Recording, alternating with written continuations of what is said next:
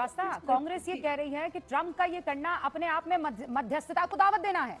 Congress and also निगत and also Jairam Ramesh और बाकी सब ये कह रहे हैं कि ये ट्रंप कहां से आ गया बेगानी शादी में, और अगर आ गया है तो इसको पूरी तरीके से एड्रेस क्यों नहीं किया जा रहा है। रूबिका जी, मैं फॉरेन पॉलिसी को एक कंटिन्यूम में देखती हूँ, किसी एक सरकार के उसे मैं नहीं देखूंगी। एज अ कंटिन्यूम अगर हम देखें तो शशि थरूर जो कि फॉरेन मिनिस्टर थे, उनके तहत उनका स्टेटमेंट मेरे लिए ज्यादा प्रामाणिक होगा। जयराम रमेश जी ने फॉरेन पॉलिसी नहीं देखी थी, जयराम रमेश जी रूरल डेवलपमेंट देख रहे थे, फॉरेस्ट का मामला था उनके पास। तो मैं भारत की अगर मुझे विदेश नीति देखनी होगी तो मैं ये देखूंगी जो आधिकारिक आवाजें हैं वो क्या कह रही हैं। और तो चलिए शुरू करते हैं। निगत शुरुआत आपसे कर रही हूँ। मतलब कहीं तो आप लोग सब्र और सुकून पा लीजिए। पूरा देश जश्न मना रहा है और आपको अभी से बस सियासत करनी है। सच बताइए, आपको ट्रंप पर विश्वास है कि आपको भारतीय सेना पर और देश के प्रधानमंत्री पर और MEA के स्पोक्स पर्सन पर? चलिए पहले तो हम रूबिका जी ये स्पष्ट कर देते हैं कि भारतीय सेना और देश के प्रधानमंत्री नरेंद्र मोदी दोनों अलग अलग। तो बिल्कुल निस्संदेह कांग्रेस पार्टी को भारतीय सेना पर पूर्ण विश्वास है और हम उनकी बातों पर भरोसा करते हैं। लेकिन थोड़ा सा इतिहास में चले जाते हैं। आपने कहा देश के प्रधानमंत्री, नहीं भरोसा नहीं होता, और मैं आपको कारण देती हूँ क्यों।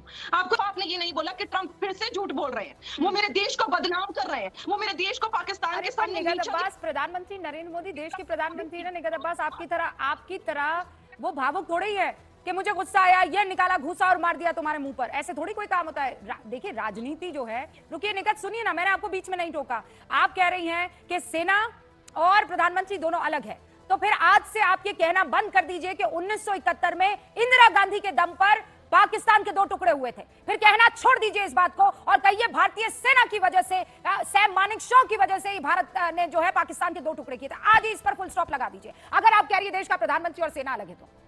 क्योंकि आप लोग क्या करते हैं, अब जब कोई दम वाली बात हो तो आपके पार्टी के नेताओं ने किया है, और यहां अगर वैसे दम वाली बात आ जाए तो आप निगत और कांग्रेस क्या करती है कि नहीं नहीं ये मोदी का काम नहीं है, तो सेना का काम है। नहीं, it's a joint effort. Political will और विल पावर और स्ट्रेंथ, ये एफर्ट है जो दिखाई दे रहा है। नंबर 1। अब आप जो सवाल पूछ रही है, अब सुनिए ना निगत, अब जो आप सवाल पूछ रही हैं, प्रेम शुक्ला यहां पर बैठे हुए हैं। प्रेम शुक्ला जी, ये जो ट्रंप है भैया, इनको कैसे कंट्रोल किया जाए? मतलब मैं तो दुनिया में ऐसा कोई मुल्क और मुल्क का कोई आदमी बता दीजिए कि ये आदमी आगे क्या करेगा, इस पर कोई कंट्रोल कर दे तो। रूबिका जी, सुश्री निगत अब्बास जी ने 5 जुलाई 2019 के श्रीमान डोनाल्ड ट्रंप के एक बयान को आधार बनाकर 5-6 वर्षों की घटनाक्रम पर बात की, लेकिन उसमें से एक महत्वपूर्ण घटनाक्रम जो है उन्होंने सुविधाजनक ढंग से बिसार दिया। 5 जुलाई 2019 को उन्होंने कहा मैं मध्यस्थता करूंगा, मुझे ऑफर है, और 5 अगस्त 2019 को भारत ने जम्मू एवं कश्मीर के मामले में अनुच्छेद 370 में संशोधन कर दिया। ट्रंप तो कुछ नहीं बोले कि मैं मध्यस्थता, आपने संशोधन क्यों कर दिया। अमेरिका ने कोई आपत्ति नहीं की, अमेरिका तो जाने दीजिए, जो पाकिस्तान के चचा सऊदी अरेबिया थे उन्होंने भी आपत्ति नहीं की, मौसा यूएई ने भी कोई आपत्ति नहीं की, किसी देश ने कोई आपत्ति नहीं की, किसी इस्लामी देश ने आपत्ति नहीं की। और तब जो है निगत अब्बास तो झंडा लेके प्रधानमंत्री जी नरेंद्र मोदी जी की प्रशंसा में चल रही थी, अनुच्छेद 370 संशोधन हो गया, बड़ा अच्छा। और आज कह रही वो भूल जा रही हैं। तो देखिए, डोनाल्ड ट्रंप को जो कहना है कहें, वो बयानवीर हैं, वाचाल वीर देते रहे। भारत को जो कुछ करना है, भारत ने स्पष्टता से जिस तरह से अनुच्छेद 370 संशोधित कर दिया, भारत के विदेश सचिव ने, भारत के DGMO ने, भारत के आदरणीय प्रधानमंत्री ने, सब ने स्पष्टता से कहा है कि भारत और पाकिस्तान के बीच। लेकिन प्रेम शुक्ला जी, ये बात तो आप मानेंगे ना प्रेम शुक्ला जी कि हमारे प्रेम शुक्ला जी, सिर्फ एक ही चीज बाकी है, प्रेम शुक्ला जी, पाकिस्तान ऑक्युपाइड जम्मू एवं कश्मीर जो है, हाँ, उसको वापस भारत में लेना। ओके, निगत जी रुकिए ना, मैंने आवाज बंद की हुई है, 1 सेकंड, 20 सेकंड में जवाब दीजिए। और आप दें उससे पहले एक बड़ी खबर आ रही है। खबर यह है कि पाकिस्तान ने भारत से अपने फैसले पर पुनर्विचार करने की अपील की है। और किस पर पुनर्विचार? सिंधु जल समझौते पर। भारत सरकार के फैसले के बाद पाकिस्तान सरकार के पसीने छूट गए हैं और भविष्य में उसकी बुरी हालत को देखते हुए भारत से गुहार लगाई जा रही है। अब देखिए, अब तक तो सिर्फ खेल खेला जा रहा था पाकिस्तान की मीडिया की तरफ से, सेना की तरफ से, हम जीत गए। अब आएगी अक्ल ठिकाने, क्योंकि सिंधु जल समझौते पर प्रधानमंत्री कह चुके हैं क्लियर शब्दों में कि जल और खून एक साथ भैया नहीं बह सकता है। और इसीलिए देखिए, वहां पाकिस्तान में इस वक्त जो सीजन है, जहां ये पानी जाता है ना 80% सिंधु जल समझौते का, ये सीधा जाता है उस इलाके में जहां पर खेती बाड़ी होती है, और वहीं से पंजाब प्रांत से पूरा का पूरा जो है सामान जाता है, अनाज जाता है बाकी पूरे पाकिस्तान में, और अगर वहां पर नहीं होगा अनाज तो फिर क्या करेगा पाकिस्तान। और इसीलिए ये देखिए पाकिस्तान की तरफ से अब गुहार लगाई जा रही है। बहरहाल निगाह 20 सेकंड में जवाब दे दीजिए और उसके बाद मैं आगे बढ़ूंगी। जी आपका, क्योंकि जब तक हमें पता है और जितना भारत की पूरी जनता जानती है, जो मीडिएशन मध्यस्थता की बात होती है वो पीओके की बात होती है। जो पाकिस्तान के पास कश्मीर है, 370 हिंदुस्तान में जो कश्मीर है उसके ऊपर लागू किया गया। ये आपको किसी कुछ कश्मीर का पता नहीं नहीं। आज आपको आपके मीडिया प्रभारी बड़ी फटकार लगाते इनको कश्मीर भी भूल गया। आप ये कह रहे हैं कि हमने ये कहा है कि हिंदुस्तान के पास जो अपना कश्मीर है और पीओके जो अभिलंग है, तो हिंदुस्तान के पास जिसपे 370 लगाया गया पूरा कश्मीर भारत का है। और आप जिस पार्टी में आजकल है ना, उस कांग्रेस पार्टी ने भी स्वीकारा है। की बात तो पीओके की थी और उसमें भी आजकल जिस पार्टी में है उस कांग्रेस पार्टी का भी यही स्वीकारोक्ति है कि पूरा का पूरा कश्मीर हमारा है। ओके ओके निगत जी, प्रेम शुक्ला जी एक सेकंड रुक जाइए। अरविंद वाजपेयी जी, ये इस वक्त देखिए, निगत रुकिए, ये क्या, ये कांग्रेस पार्टी में हमेशा देखा जाता है। निगत जी आप लगातार बोले जाएंगे तो बाकी सारों को कैसे मैं, रुक जाइए। अरे निगत जी रुक जाइए भैया, इतना जोश और खरोश पाकिस्तान के खिलाफ दिखाती तो हम लोग और जल्दी झंडे जो है वो गाड़ लेते। निगत जी आवाज दीजिए ना। बात तो पता चलता पाकिस्तान से तहे दिल से पूरा देश नफरत करता है, ठीक है, और करता रहेगा जिंदगी भर। तो फिर आप लोग ऐसे बयान क्यों देते हैं कि वहाँ पाकिस्तान की संसद में और पाकिस्तान की मीडिया में घूमता है? क्यों जयराम रमेश को ये सारी चीजें बोलने की जरूरत है? अभी रुकिए ना सर, अभी रुकिए ना। वॉर जब जिस तरीके के हालात में अभी हम हैं, वहां पर बहुत सारे न्यूज, बहुत सारी इंफॉर्मेशन लोग अपने हिसाब से इस्तेमाल करने की कोशिश करते। कुछ दिन थम जाइए ना, फिर बाद में कर लीजिएगा राजनीति। अरविंद वाजपेयी जी, ये एहसास क्यों नहीं हो रहा है, रुकिए निगत जी, ये एहसास क्यों नहीं हो रहा है कांग्रेस पार्टी को? शशि थरूर देखिए सीधे तौर पर कह रहे हैं, शशि थरूर की तरह बिहेव करने में कांग्रेस को क्यों दिक्कत हो रही है? देखिए रूबिका जी, उसके पीछे सिर्फ एक ही कारण है। कांग्रेस को और विपक्षी दलियों को ये हजम नहीं हो रहा कि ये किस तरीके से हमारे फेवर में सारी चीजें चली गई। सेना ने किया है, इसमें कोई दो राय नहीं है, लेकिन सेना ने जो किया है उसके पीछे राजनीतिक शक्ति भी होती है। और मैं तो हैरान हूं ये सुन के कि ये कह रहे हैं कि सीज फायर क्यों किया है। अरे भाई, सीज फायर करा है तो कोई गलत काम कर दिया हमने क्या? नहीं, हम ये बताइए, कोई युद्ध जरूरी होता है या सीज फायर जरूरी होता है? गांधी और बुद्ध का देश है ये, शांति की बात हम करते हैं। और हमें एक बात का और ताज्जुब हो रहा है, ये कांग्रेस के प्रवक्ता जो बोल रहे हैं कि कश्मीर को बीच में ले आए। कश्मीर का तो मामला ही नहीं है, मामला आतंकवाद का है। आतंक को हमको परमानेंटली खत्म करना है, ये मैंडेट है। कश्मीर की कहां से बात आ गई? पीओ कोई हमारा है, उसमें कहां डिबेट है? 94 का पार्लियामेंट का रेजुलेशन हमने खत्म कर दिया क्या? पर अरविंद हमने जी, उसमें कोई डिलीट करा है, कोई कमेंट? अरविंद जी, पीओ के पाकिस्तान ऑक्यूपाइड कश्मीर और इस पर चर्चा से पहले तो कांग्रेस और अभी अजीज भाई भी आपसे यही सवाल पूछेंगे और प्रेम शुक्ला से भी कि ये ट्रंप कैसे सबसे पहले ट्वीट याद देता है? ट्रंप का सिर्फ एक जवाब है, ट्रंप को कोई सीरियसली लेता नहीं है। ट्रंप की स्टेटमेंट आप सुन लो तो वो कह रहे हैं कश्मीर का मुद्दा 1000 साल पुराना है।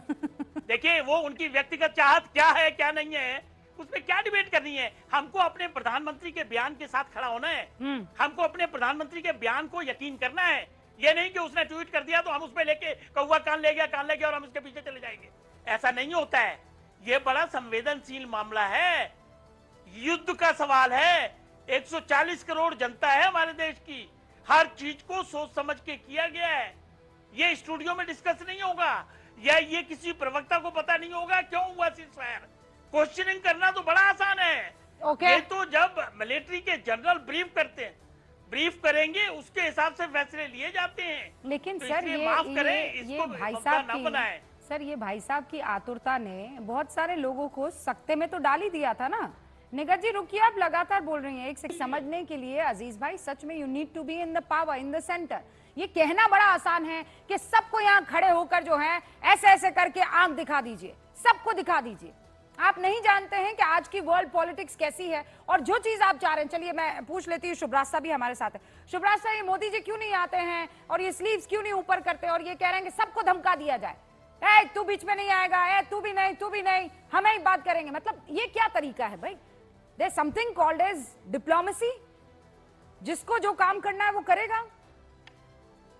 रूबिका जी, मैं क्योंकि डिबेट का टॉपिक बहुत सीमित है, इसीलिए मैं बहुत डिटेल में नहीं जाऊंगी कि आज जिस तरीके से आज फॉरेन डिप्लोमेसी बिल्कुल डायरेक्ट और ब्लंट तरीके से की जा रही है, इस पे मैं आख्यान नहीं देना चाहती।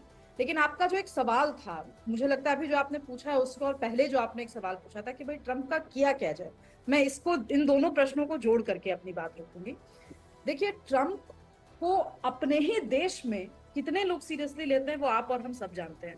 मुझे लगता है एक तो भारत के अंदर एक बहुत क्लियर कट ऑब्जेक्टिव होना चाहिए हमारा कि हमारा स्टैंड क्या है। और आपने बात सही की कि कांग्रेस में ऐसा नहीं है कि कांग्रेस का जो पूरा का पूरा पूरी की पूरी पार्टी है वो एक स्वर में कह रही हो कि हम कश्मीर में मध्यस्थता चाहते हैं। ऐसा मुझे लगता है आधिकारिक रूप से कांग्रेस ऐसा नहीं कहेगी। मुझे लगता है कांग्रेस ने बहुत स्पष्ट रूप नहीं से नहीं शुभ्रास्ता, कांग्रेस ये कह रही है कि ट्रम्प का ये करना अपने आप में मध्यस्थता को दावत देना है। Congress and also निगत and also Jairam Ramesh और बाकी सब ये कह रहे हैं कि ये ट्रम्प कहां से आ गया बेगानी शादी में, और अगर आ गया है तो इसको पूरी तरीके से एड्रेस क्यों नहीं किया जा रहा है। रूबिका जी, मैं फॉरेन पॉलिसी को एक कंटिन्यूम में देखती हूँ, किसी एक सरकार के उससे मैं नहीं देखूंगी। एज अ कंटिन्यूम अगर हम देखें तो शशि थरूर जो कि फॉरेन मिनिस्टर थे, उनके तहत उनका स्टेटमेंट मेरे लिए ज्यादा प्रामाणिक होगा। जयराम रमेश जी ने फॉरेन पॉलिसी नहीं देखी थी, जयराम रमेश जी रूरल डेवलपमेंट देख रहे थे, फॉरेस्ट का मामला था उनके पास। तो मैं भारत की अगर मुझे विदेश नीति देखनी होगी तो मैं ये देखूंगी जो आधिकारिक आवाजें हैं वो क्या कह रही हैं। Okay. और राजनीति तो होगी, राजनीति तो हमारे देश में हर मुद्दे पे होती है। हाँ। इस पे अगर शुरू किया है ऑपोजिशन ने करना तो मैं तो बिल्कुल भी इसमें अचंभित नहीं हूँ। लेकिन प्रेम शुक्ला जी, ये बड़ा कंफ्यूजन है, ये ट्रम्प को लेकर स्थिति साफ क्यों नहीं की जा रही है? वो कांग्रेस जो है पूछे चली जा रही है। देखिए जी रूबिका जी, मुझे बहुत कांग्रेस के इस स्टैंड पर ही आश्चर्य हो रहा है। आप इस बात को जानती हैं भली भांति रूबिका जी कि बिल क्लिंटन ने भी कहा था कि हम मध्यस्थता करना चाहते जम्मू कश्मीर में। जॉर्ज डब्ल्यू बुश ने भी कहा था। बराक ओबामा ने तो 2008 में शपथ लेने के पहले 20 जनवरी 2008 को एक साक्षात्कार देकर कहा था कि मैं कश्मीर में मध्यस्थता करके मामले को सुलझाना चाहूंगा। जो बाइडेन ने भी कहा था। मुझे बताइए डॉक्टर मनमोहन सिंह ने कब यूएनजीए में चले गए मनमोहन सिंह कि बराक ओबामा आपकी हिम्मत कैसे हो गई, मध्यस्थता की बात आपने कैसे कर दी। बिल क्लिंटन के मामले में कब चली गई थी कांग्रेस की सरकारें कि भाई आपने कैसे कहने की हिम्मत कर दी। जॉर्ज डब्ल्यू बुश को कब डांट दिया गया था कि आपने कैसे कह दिया हिम्मत। जो बाइडेन ने भी कहा। तो अमेरिका के तमाम राष्ट्रपतियों की पाकिस्तान के जो उनके भी शासक रहे हैं उनके आग्रह पर बारंबार कश्मीर के मामले में मध्यस्थता की इच्छाएं प्रकट होती रही हैं, लेकिन भारत ने कभी भी किसी की भी मध्यस्थता को अस्वीकार किया है। पर यहाँ रूबिका जी, रिचर्ड निक्सन ने श्रीमती इंदिरा गांधी के लिए अपशब्दों का प्रयोग किया तो उससे क्या हो गया? भारत अपने स्टैंड पर कायम रहा। किसी की चमकाइयां धमकाइयां से भारत झुकता नहीं है। भारत संप्रभु है। भारत अपनी शर्तों पर ट्रेड भी करता है। भारत अपनी शर्तों पर द्विपक्षीय संबंध भी रखता है। भारत अपने संबंधों के आधार पर ही अपनी शर्तों के आधार पर ही सबसे संबंध रखता है। हाँ। अब रिचर्ड निक्सन ने जो है जिन शब्दों का, जिस तरह के अपशब्द का प्रयोग श्रीमती इंदिरा गांधी के लिए किया था वो मैं टेलीविजन पे बोलना भी नहीं चाहता। तो रिचर्ड निक्सन कैसा कर देने से क्या भारत युद्ध शुरू कर देता अमेरिका के खिलाफ? गजब है कांग्रेस के लोगों की स्मृति। क्या बातें करते हैं कांग्रेस के लोग आजकल। कि चाइना में जो अंबानी वापस लेकर आया शीन को, उसका दबदबा बना हुआ था, हम क्यों ना माने जो अडानी ने ड्रैगन पास के साथ जो हर जगह आप लोग जो कुछ नहीं मिलता है तो ये आपकी फेवरेट चीज है उद्योगपतियों को। जो आप ऐसा कीजिए ना, आपको ये सारी चीजें करनी तो आप कहिए ना कि वहाँ तेलंगाना में क्यों नहीं करते हैं आपके सीएम लोग।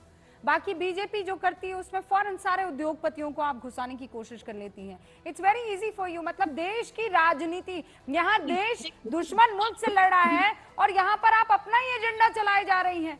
वाजपेयी जी, मतलब आप लोगों को कौन क्लासेस दे रहा है? कौन आप लोगों को ये एजेंडा और ये प्रोपेगेंडा और ये नैरेटिव आगे बढ़ाने के लिए कह रहा है? भाई साहब, वो बहुत खतरनाक चीज है, उससे दूरी बना लीजिए, निगत दूरी बना लीजिए। और आप तो रिस्क लेकर कांग्रेस में चली गई हैं, कोई बात नहीं, रिस्क लेकर गई हैं, पर प्लीज कैलकुलेट इट प्रॉपर्ली।